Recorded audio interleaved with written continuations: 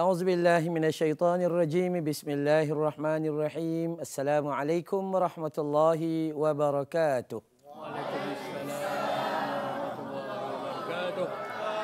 Alhamdulillah. Nah, dengar suara kita tahu bateri full charge. Dah. Baik. Innal hamdalillah nahmaduhu wa nasta'inuhu wa nastaghfiruh wa na'udzu billahi min shururi anfusina wa min sayyiati a'malina may yahdihillahu fala mudilla lahu wa may yudlil fala hadiya lahu. Ashhadu an la ilaha illallah wahdah la syarika lah wa ashhadu anna Muhammadan abduhu wa rasuluh. Allahumma salli ala Muhammad wa ala ali Muhammad amma ba'du. Alhamdulillah, syukur pada Allah Subhanahu Wa Taala. Kita berada di suatu taman, salah satu daripada taman-taman syurga Allah Subhanahu Wa Taala. Kita berada di sini dengan rahmat dan barakah yang disediakan oleh Allah Subhanahu Wa Taala.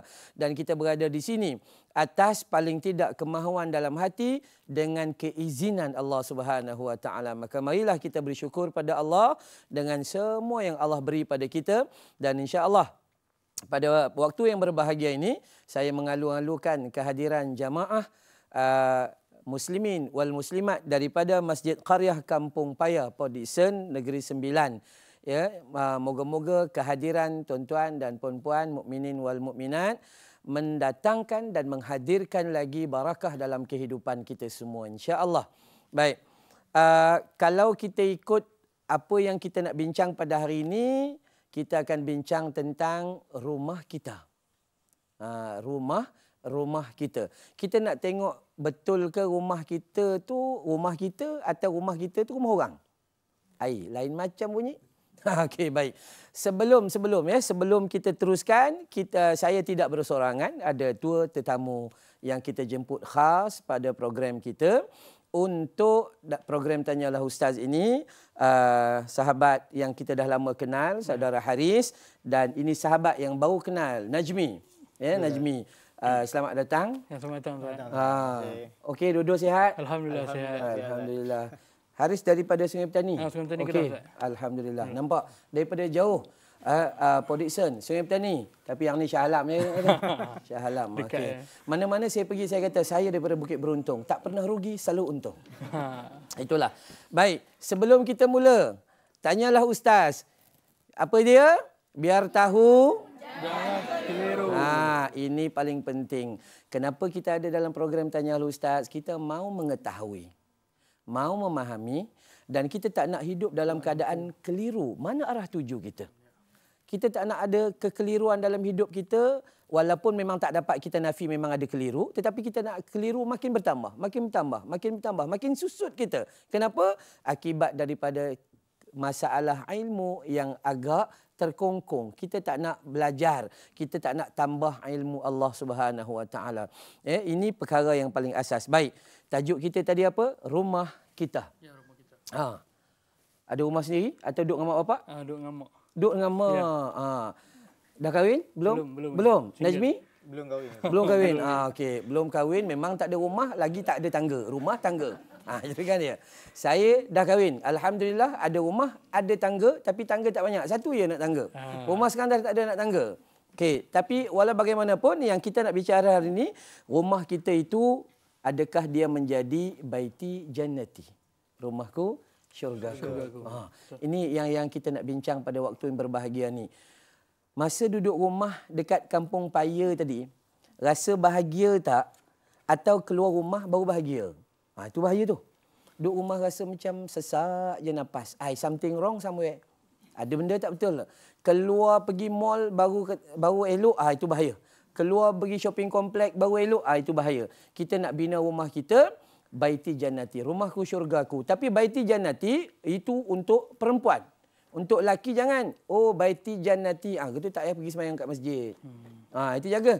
Orang lelaki kita baiti jannati maksudnya kita jadikan rumah kita itu rumah yang penuh dengan barakah, rumah yang penuh dengan rahmat Allah Subhanahu Wa Taala. Baik, saya nak tanya sahabat kita kat atas ni sebelum dia orang tanya saya.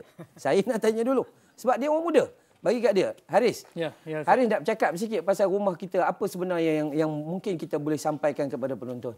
Kita kalau boleh kita nak rumah kita ni dihiasi dengan ketakwaan kepada Allah. Itu yang penting. Betul. Rumah takwa kan orang dalam rumah takwa. Orang yang ada dalam rumah tu takwa. Najmi, apa yang kita nak sebut pasal rumah kita, Najmi? Kalau rumah ni kita nak, kalau boleh kita dapatkan satu keredaan kepada Allah Taala dalam keluarga kita tu, semuanya ni saling beriman kepada Allah Subhanahu Taala. Allahu Rabbi. Nampak ustaz-ustaz muda bercakap. Ni ustaz tua.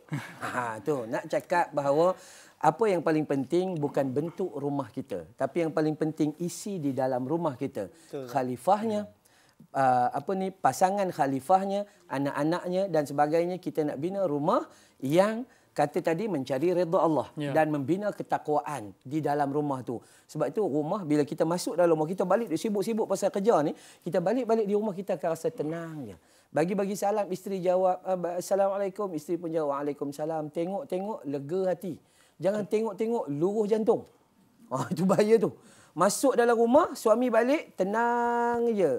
Ini balik-balik rumah, ya Allah, mesin basuh ada pintu depan. Nak masuk tak boleh, kena corner baring. Rumah bersepah-sepah pun bahaya juga. Baik, ketenangan yang kita nak cari. Baik, kita mulakan dengan soalan pertama dalam program Tanyalah Ustaz ni, supaya kita biar tahu jangan keliru. Jangan kita keliru. Kita mulakan dengan Haris dulu. Ya, betul. Sila Haris, apa yang kita nak kongsi hari ini? Soalan saya nak sampaikan ke Ustaz. Benarkah haram menghiasi rumah kita ni dengan aksesori hiasan yang daripada emas dan perak? Okey. Bergaya betul dia ya. Rumah tiang emas, bumbung perak, lantai emas. Itu pelik dah tu. Baik. Mula-mula sekali bil emas, kalau zaman baginda Rasul SAW digunakan untuk bahan perniagaan, mengukuhkan ekonomi Islam.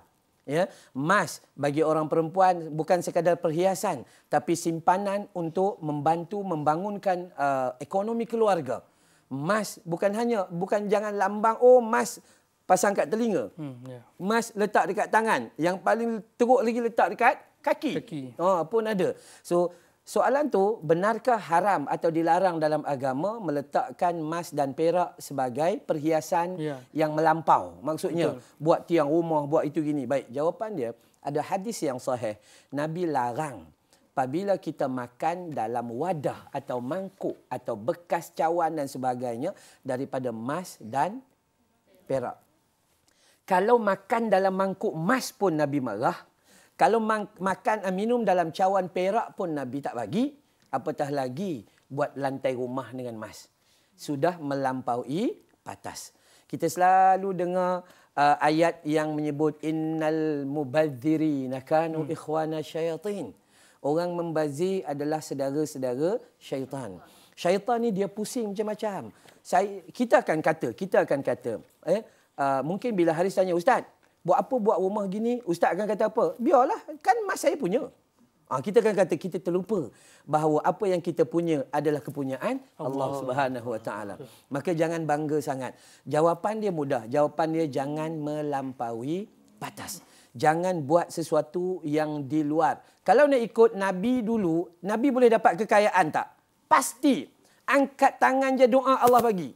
Ya? Dan offer daripada pembesar-pembesar Quraisy, mereka bagi apa yang Nabi nak. Janji tinggalkan dakwah Islam. Tak. Nak berbanding Nabi, rumah Nabi dengan rumah kita. Ya Allah, rumah Nabi kecil. Kata Abu Dzar Al-Ghifari, ketika aku hadir di rumah Nabi, Nabi jemput aku terpaksa menundukkan kepalaku ketika masuk melalui pintu rumah Nabi. Maksud pintu rumah Nabi itu kecil. Pintu rumah Nabi kecil. Pintu rumah kita besar, tinggi. Pintu rumah kita ukur saiz dah. Elok-elok keranda boleh keluar. Pandai pula. Elok dah dia buat pintu tu, agak-agak keranda boleh keluar lah. Tahu rupanya mati. Tapi rumah dia buat melampaui batas. Abu Dzar Al-Ghifari kata, ketika aku masuk dalam rumah Nabi, aku mengangkat tangan, belum habis tanganku diangkat, sudah sampai bumbung rumah Nabi. Cuba banding.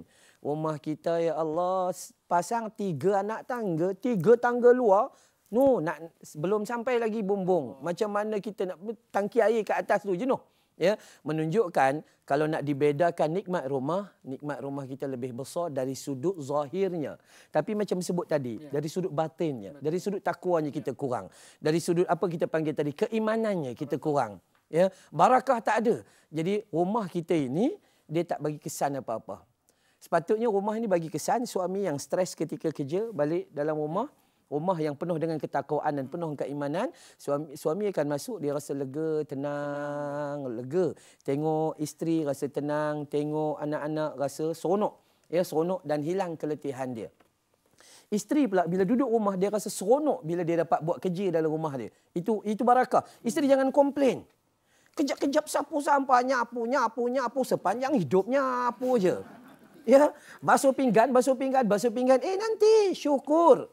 Kenapa? Awak masih ada rumah untuk didiami. Ada orang tak ada rumah. Betul. Awak masih ada penyapu untuk sapu sampah. Awak masih ada pinggan mangkuk untuk guna. Ada orang yang makan cuma guna daun pisang. Betul. Nah, sebab itu hakikat yang perlu kita belajar, ya Allah, macam mana ni kita pimpin rumah kita, macam kata dua sahabat kita ini, satu, takwa.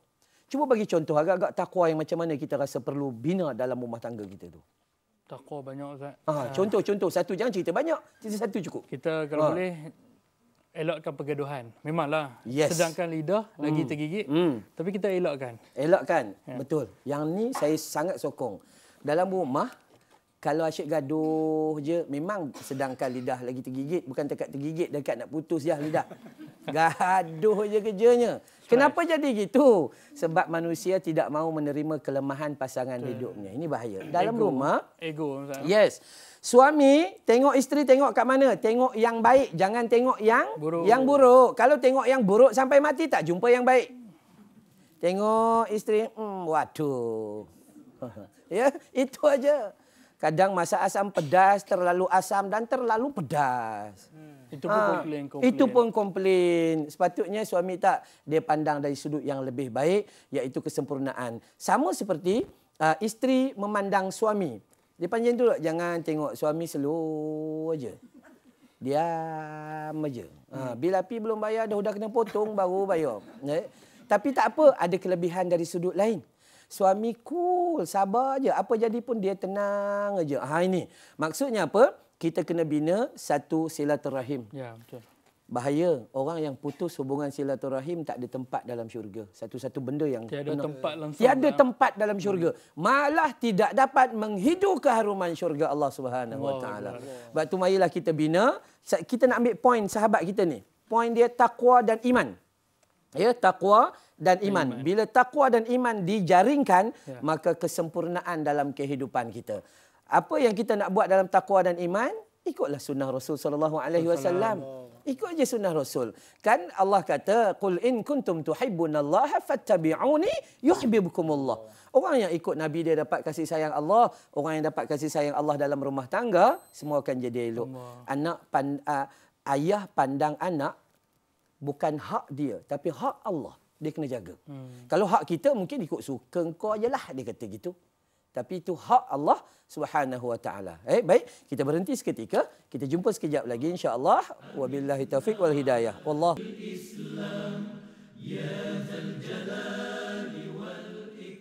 Alhamdulillahirabbil alamin. Segala puji bagi Allah Tuhan sekalian alam.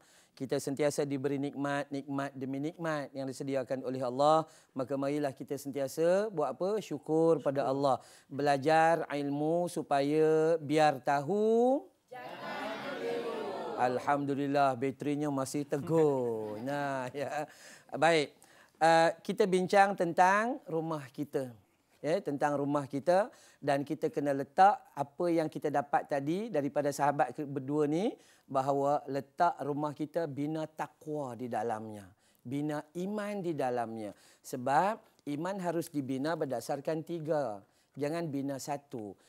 Kata ulama, al-imanun qaulun bil lisan wa tasdiqul bil jinan wa amalun bil arkan.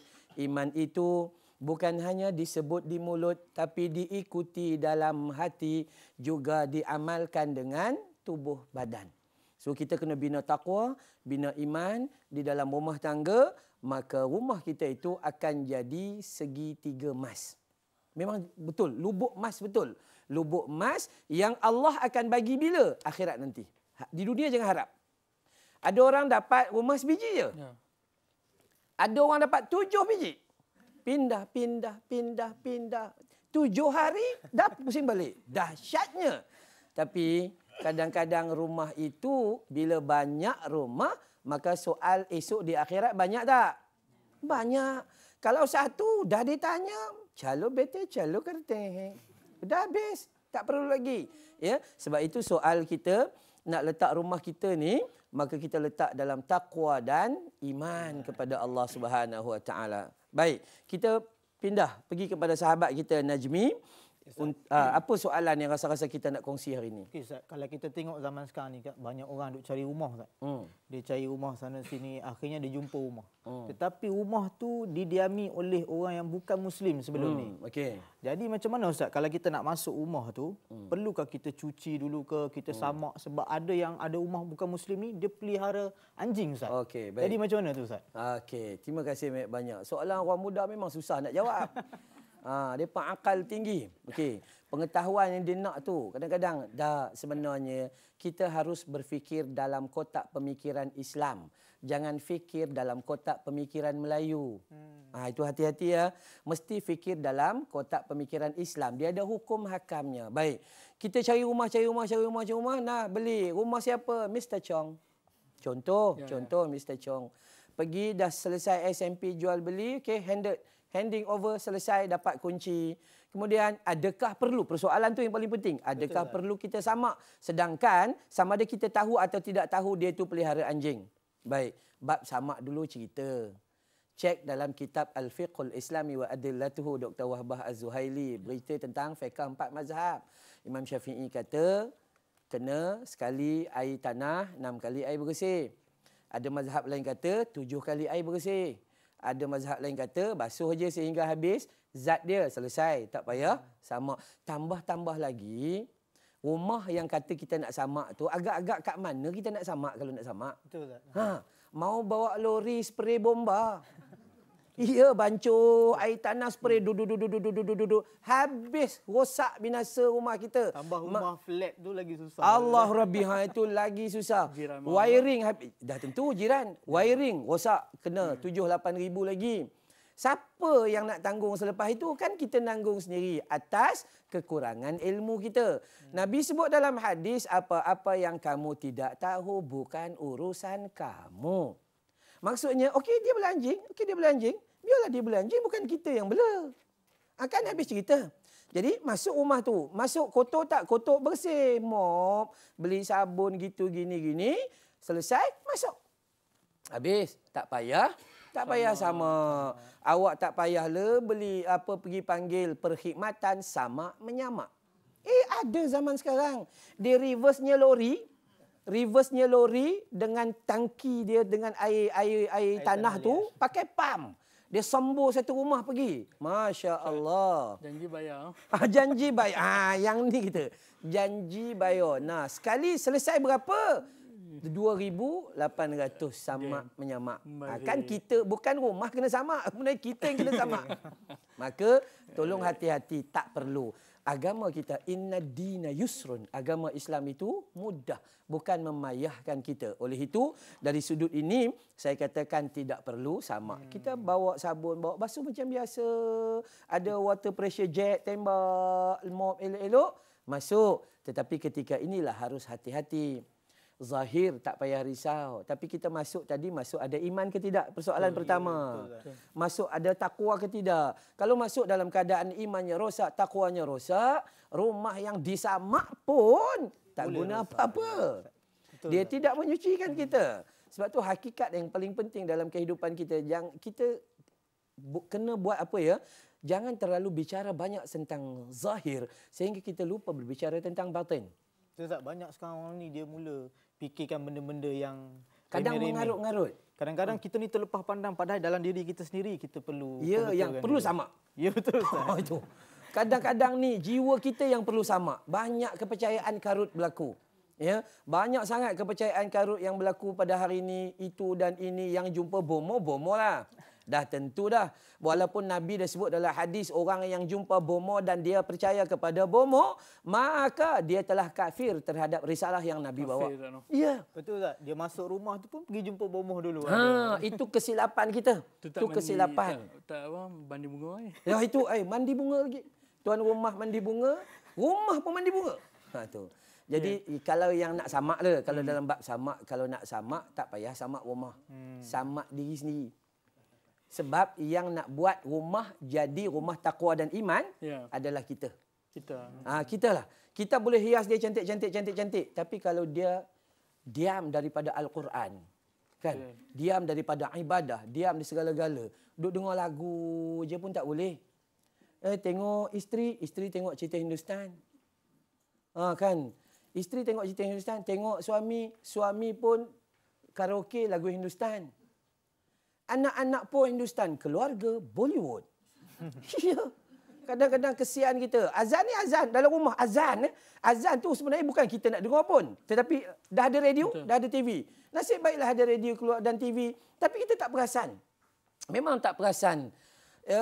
Bila duduk depan TV ni, azan, kita tak dapat panggilan Allah Subhanahu Wa Taala. Jadi rumah. Ini rumah. Jaga, bina rumah lagi. Keberkatan. Keberkatan. Okey, ada soalan tambahan lagi. Silakan. Haris. Okey, nak tanya, bolehkah isteri menyumbang pembiayaan membeli rumah, sedangkan secara asas suami wajib menyediakan rumah untuk tempat tinggal isteri dan anak? Boleh isteri tak tu, isteri? Dia ada duit lebih, dia kerja, mungkin dia doktor kan. Lebih mampu, boleh tak Ustaz? Betul. Dia doktor, laki nurse. Jadi dia lah tampung. Jawapannya adalah seandainya isteri itu redha membantu suaminya. Tengok suami, ya Allah, kesiannya. Pergi naik motosikal dari 6 tahun lepas sampai sekarang. Dari kulit putih sudah gelap. Kena cahaya matahari. Kesian. Maka isteri kata, bang, saya ada simpanan hasil jualan nasi lemak dan tudung. Ya, maka nak ambil, beli kereta sebiji. Okey, boleh? Jawapannya boleh. Isteri kata, bang, tengok awak kesian. Udah mak kat kampung sakit, awak duk tolong, awak nak lelaki seorang. Jadi saya tolong awak untuk bantu keluarga pergi shopping komplek, beli apa yang patut untuk ahli keluarga. Pasti isteri kena redha. Redha. Kedua, baik, kita pergi sana, saya tulis. Kita pergi sana ya. Nak pergi nampak kat isteri tu. Itu kan. Baik. Perkara yang paling penting bila isteri nak bantu dalam keluarga. Ya, kita kata bantuan dalam keluarga.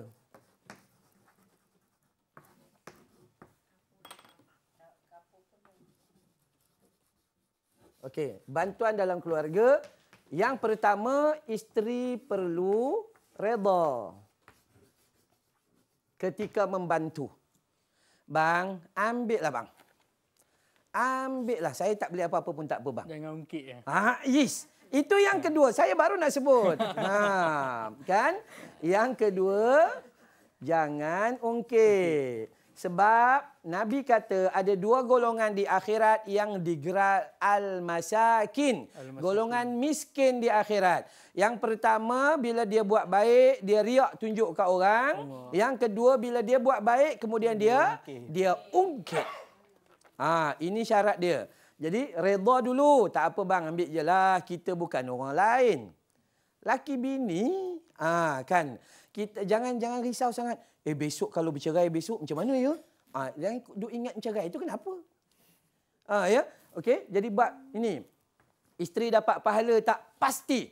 Pasti dapat pahala. Jangan ungkit. Ini mainan syaitan.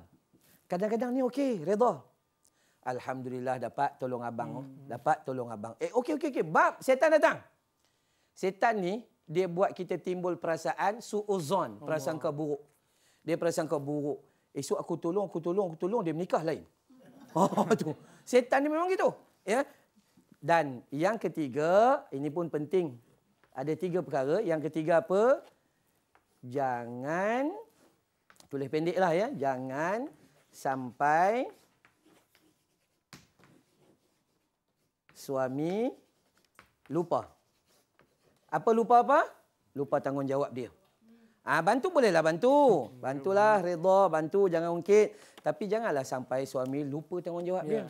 Betul tak? Dia, yang Bukankah setahun dah dulu awak dah bantu? Tolong aja lah ikut tahun. Udah. Jangan ya. Jadi perkara yang paling kita nak, ini kebaikan. Puan-puan yang ada lebihan harta, Nabi sebut sedekah yang terbaik adalah sedekah kepada orang yang paling hampir dengan kita. Paling hampir. Suami dapat gaji, tengok isteri, tudung dah, kedut-kedut dah. Ya, jubah pun itu aja. Maka suami bagi kepada isteri. Isteri macam tu juga. Dia tengok suami kesian, motor Honda 70 saja. Bawa pamcet, rim pun dah tak elok dah. Dah berkarat dah. Maka isteri kata, bang, ni duit simpanan saya, pergi beli motosikal baru. Okey? Ya, itulah keadaannya. Mak bapak dengan anak-anak. Anak-anak kita nak kahwin, duit mak bapak banyak. Maka sedekah yang terbaik adalah kepada anak kita. Bukan suruh anak kita buat loan. Kan ya? Jadi kita itu sahaja. Maka paling penting di sini, soalan yang tadi, macam mana boleh isteri dengan syarat dia redha, bukan dia dipaksa. Kalau dia dipaksa, jatuh haram ke atas suami. Ya? Tapi saya rasa isteri semua okey. Isteri punya sifat kesetiaan yang sangat tinggi. Kita tengok sejarah, orang lelaki bini mati. Asal mati je kahwin. Ya? Lepas tu tanya kenapa cepatnya kahwin? Ya, anak tak ada orang jaga. Tapi isteri, bukan suami mati. Suami hilang 12 tahun. Dia masih depan rumah nanti begitu setia. Kita kata kakak, udahlah abang dah tak balik. Biarkan. Akak nak tunggu juga. Ya. Jadi orang perempuan kalau betul-betul nak jaga dua perkara ini yang paling asas. Jangan ungkit dan redha ya terhadap apa yang telah disampaikan oleh Allah Subhanahu Wa Taala kepada kita, dan kita jumpa sekejap lagi insya-Allah. Istirahat, tarik nafas, wallahu a'lam.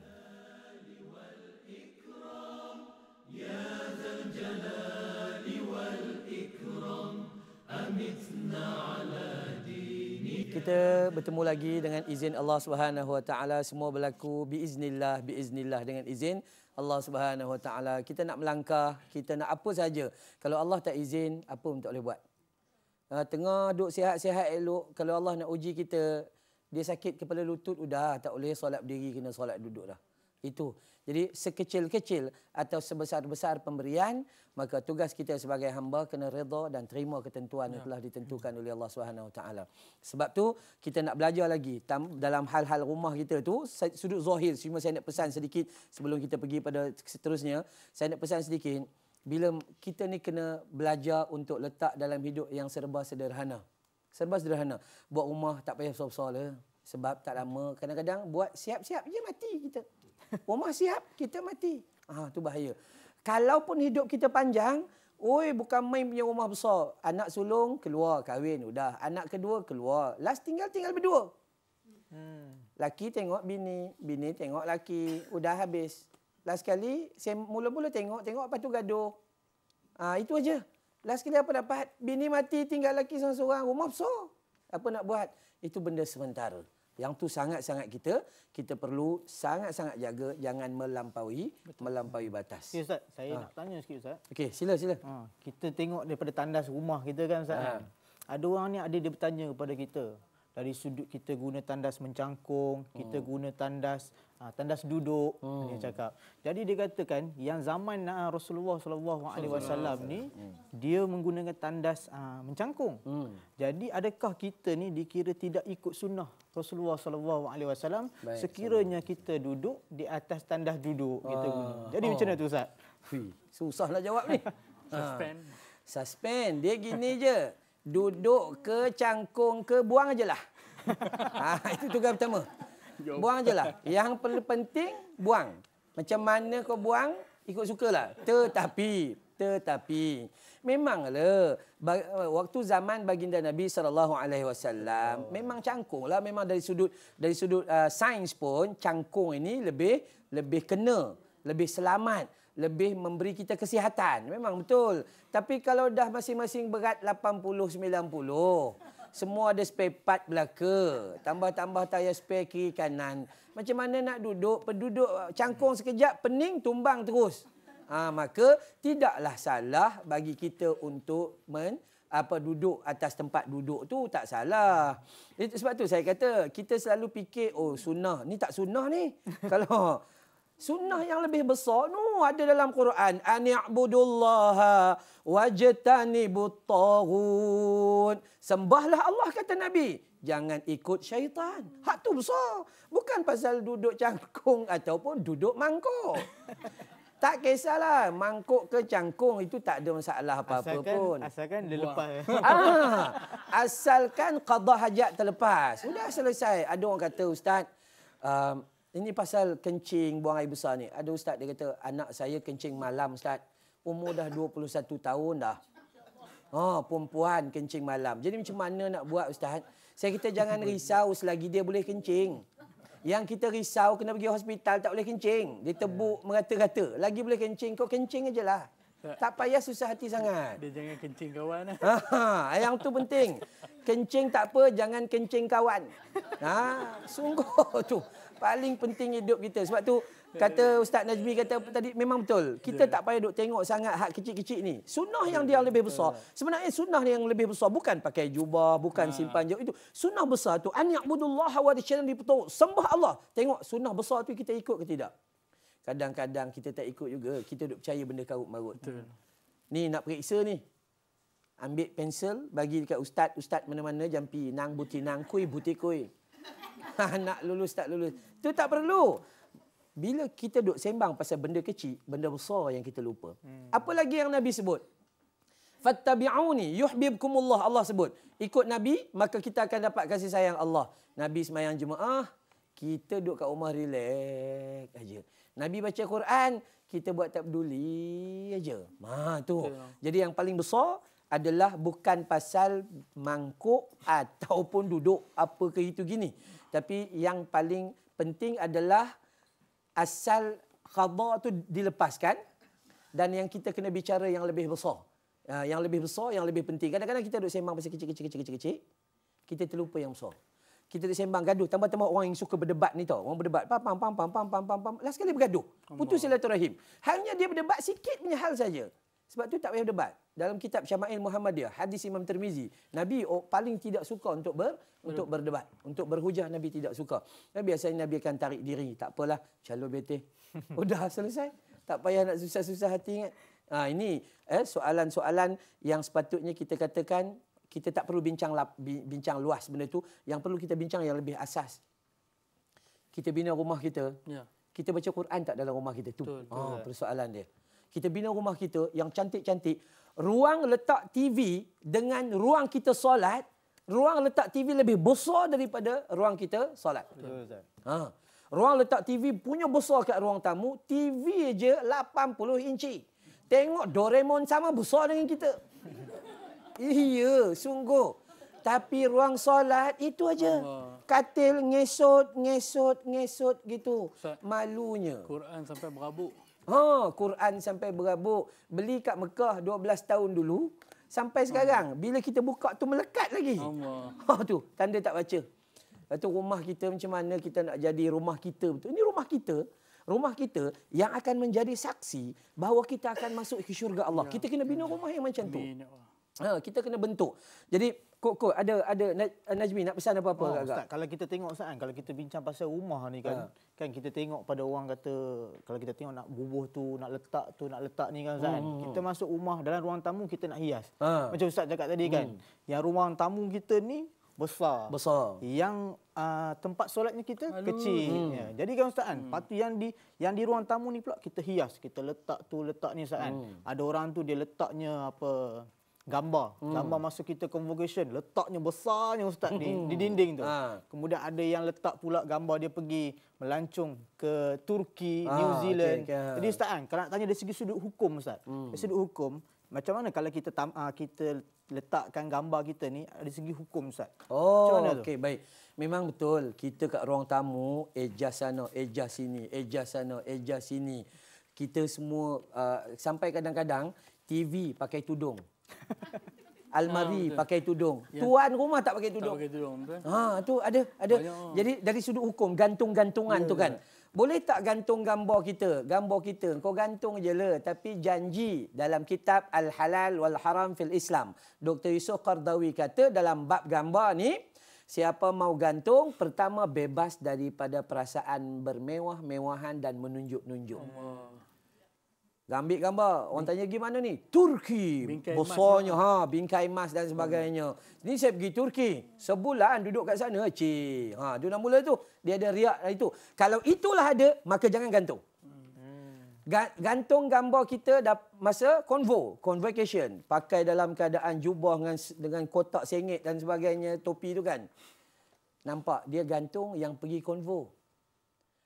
Masa sekolah agama, siapa tak gantung?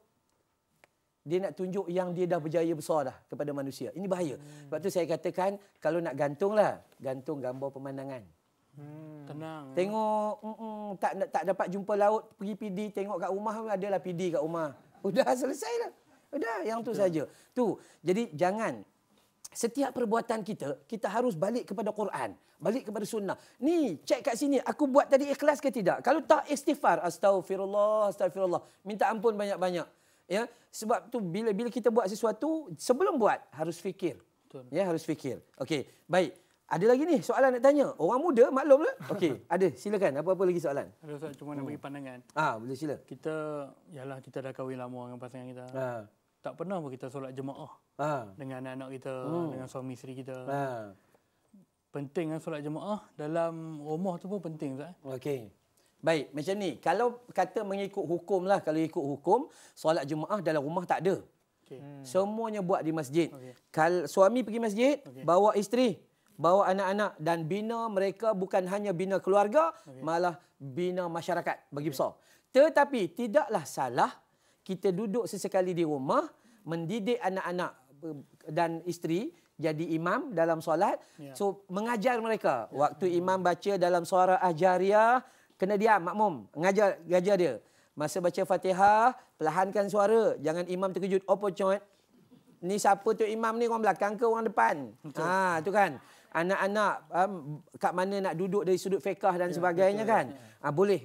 Tetapi kalau dikatakan hukum solat jamaah, semuanya di masjid. Tapi tidak salah untuk kita bina dalam rumah tangga. Kita nak bina ilmu. Yalah kalau nak beramal, tak tahu ilmu macam mana gaya? Kita nak baca Quran tapi tak pernah belajar.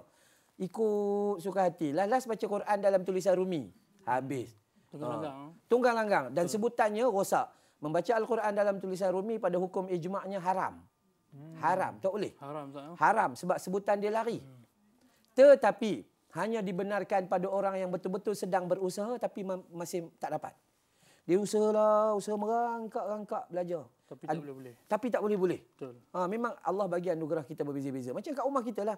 Ada anak sampai universiti. Ada anak ni rumah tangga kita. Betul.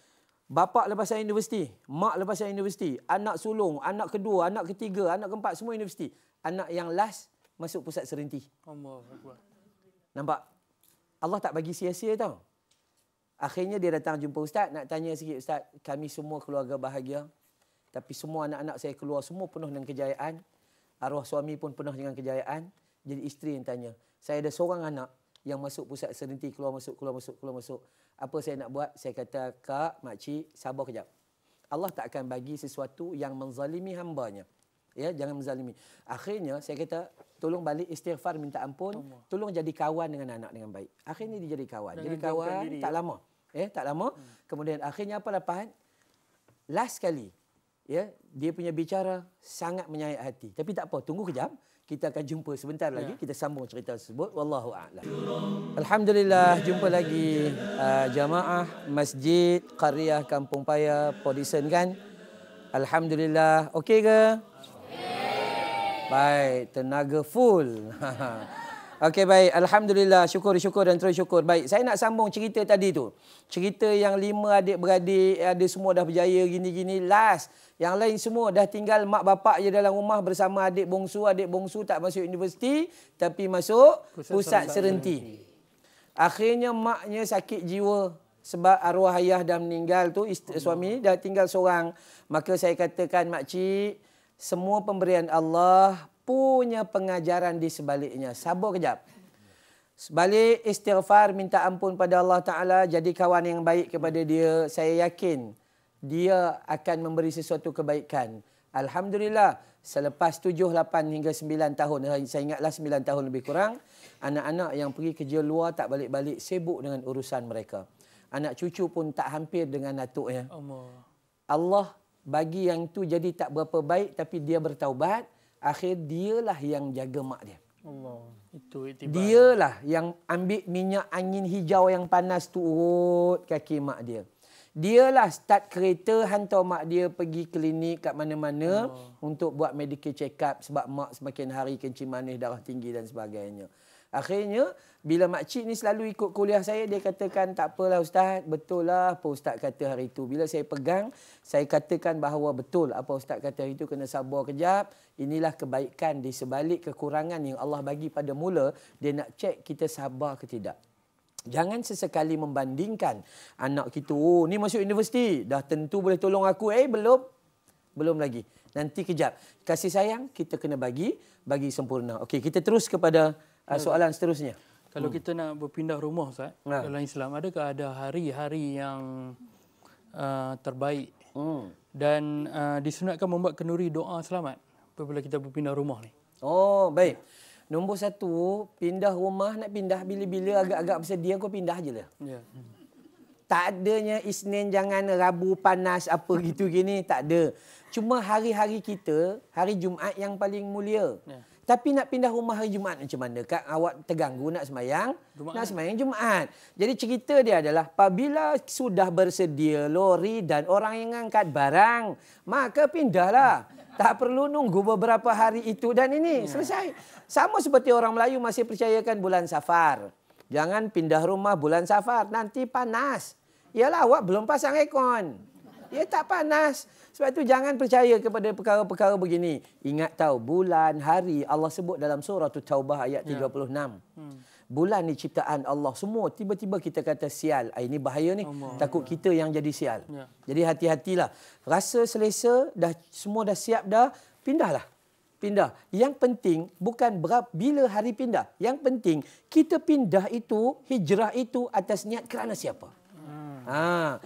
Oh, tak apalah dulu rumah tu sempit. Anak-anak lelaki perempuan dah tidur, tak berapa diasingkan. Cuma dapat rumah baru, maka kita dapat asingkan. Itu kelebihan. Keberkatan. Itu keberkatan. Ya, ini sangat penting. Sebab itu baginda Nabi SAW ajar kita bila masuk rumah, kenuri. Orang Melayu ni kenuri masuk rumah. Tak ada dalam Islam. Tak ada. Awak dah pindah rumah habis beribu-ribu dah. Buat kenuri habis ribu lagi. Itu kan ya. Cuma kenapa orang Melayu buat? Dia cuma nak kenal dengan ahli qaryah dia yang baru. Itu tujuan dia. Kenapa buat kenuri? Bukan kenuri pindah rumah, jangan sebut. Kena pindah-pindah je lah, tak payah buat kenuri. Cuma kenuri itu bila dia duduk dah lebih kurang dalam 2 minggu itu, rasa tak kenal lagi ni jemaah surau, jiran-jiran, ada jemput. Maka kenuri itu adalah kenuri silaturrahim, bukan kenuri pindah rumah. Itu kena faham tu. Orang kita selalu menganggapkan kalau kita ni mesti buat kan Ustaz. Betul. Wajib buat ni. Masuk-masuk ni minggu pertama malam Jumaat terus buat. Itu. Kadang-kadang gaduh suami isteri. Pasal sebab tu. Pasal sebab ni abang bila nak buat kenuri, abang sibuk kenuri, bila nak buat lagi jiran. Itu. Jiran ni sebenarnya yang Nabi suruh jaga jiran. Kalau kita tidur dalam kekenyangan sedangkan jiran dalam kelaparan, maka tak masuk syurga kita. Tu. Sehinggalah sahabat kata, ya Rasulullah, bila Rasulullah bercakap tentang jiran, kami seperti menganggap seperti jiran itu boleh menerima harta faraid. Punya beratnya tanggungan. Bukan pasal kenduri, pasal ambil berat tentang jiran. Maksudnya bila kita pergi nak pindah rumah, sebelum pindah rumah kenal dulu jiran sebelah menyebelah paling kurang. Cuma jangan melampau lah. Ada yang sekarang ni Ustaz, dia balik kerja, dia keluar pagi, balik malam. Keluar pagi, balik malam. Lepas tu dia pun tak kenal jiran-jiran dia. Betul Maka kan? dia tinggal satu benda yang disuruh dalam agama. Iaitu memperhubungkan silaturrahim. Sama ada yang sedia ada maupun yang belum kenal. Dan kemudian mempersatukan sesiapa atau mendamaikan sesiapa yang putus silaturahim. 3. Yang sedia ada, anak bini, jaga silaturahim. Yang belum ada siapa? Jiran taulan. Itu belum ada. Sambungkan silaturahim. Ini perkara yang cukup asas. Esok tiba-tiba kita jatuh sakit, takkan kita nak telefon adik kita dekat Penang?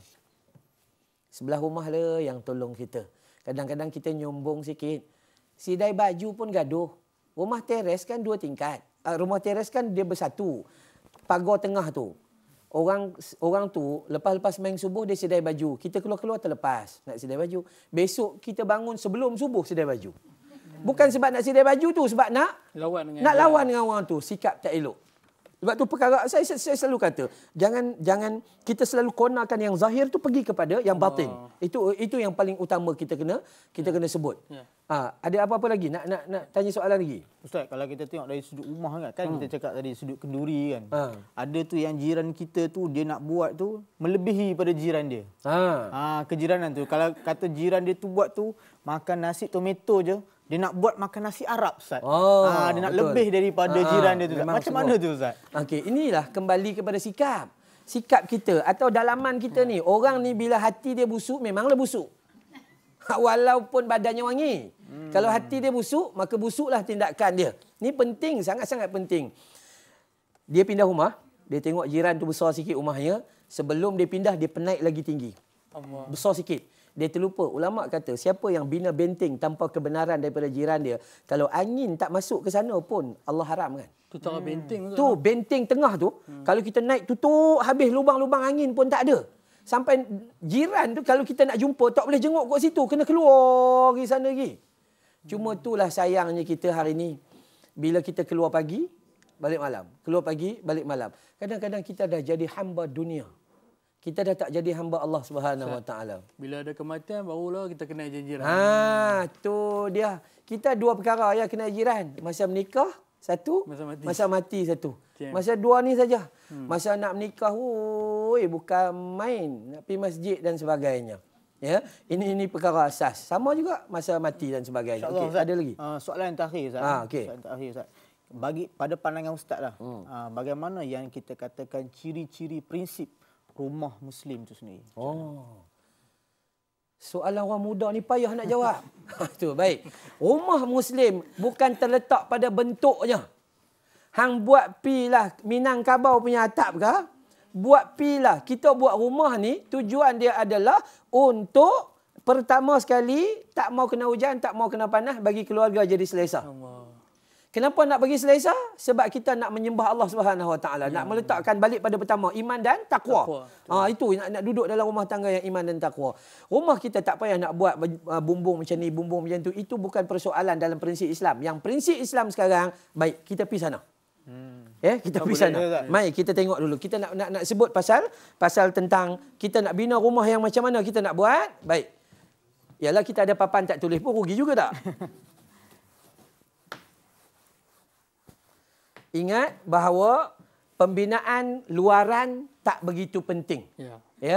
Pembinaan mana laluan angin keluar, mana laluan pergi, kena menghadap sana, kena menghadap sini, itu jaga-jaga, itu kepercayaan karut. Yang perlu ada dalam rumah orang Islam adalah, kita tajuk dia apa? Rumah kan? Tajuk dia rumah. Yang pertama, apa yang kita buat? Yang perlu kita buat dalam rumah kita adalah besarkan, bukan besarkan bilik, besarkan Allah. Masuk rumah, Bismillahirrahmanirrahim. Dan seterusnya, ini besarkan sunnah.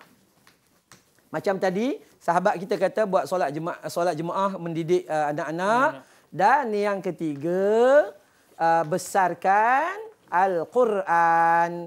Dalam rumah kena rajin baca Al-Quran. Jangan jadi macam kubur. Nabi kata, rumah kita jangan jadi macam kubur. Atas kubur mana ada orang baca Quran. Jadi, kita kena jaga, besarkan Allah. Rumah kita kecil pun dia akan jadi besar dari sudut Allah.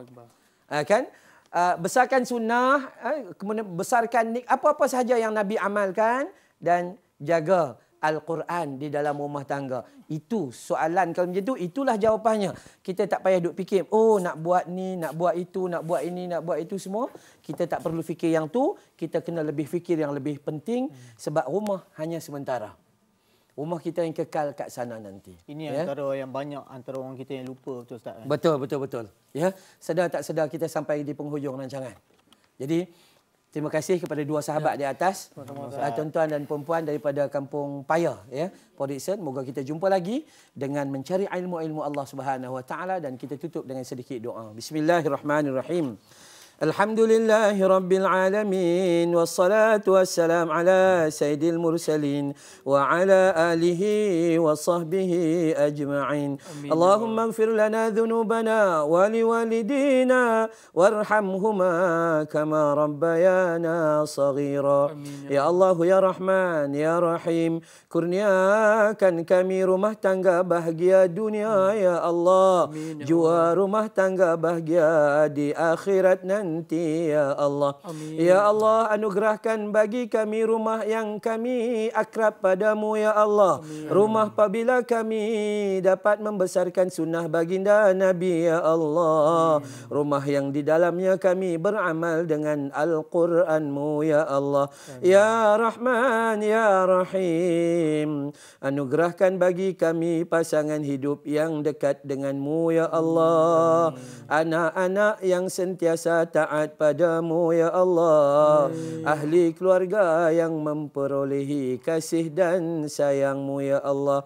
Ya Rahman, ya Rahim, ya Hayyu, ya Qayyum, ya Dzal Jalali wal Ikram. Wa sallallahu ala Muhammad wa ala alihi wa sahbihi wa baraka wa sallam. Walhamdulillahi rabbil alamin. Wabillahi taufiq wal hidayah. Wassalamualaikum warahmatullahi wabarakatuh.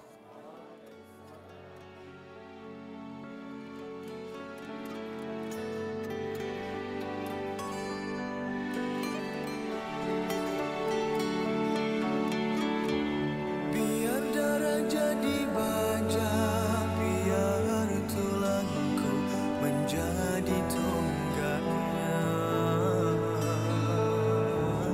Islam tetap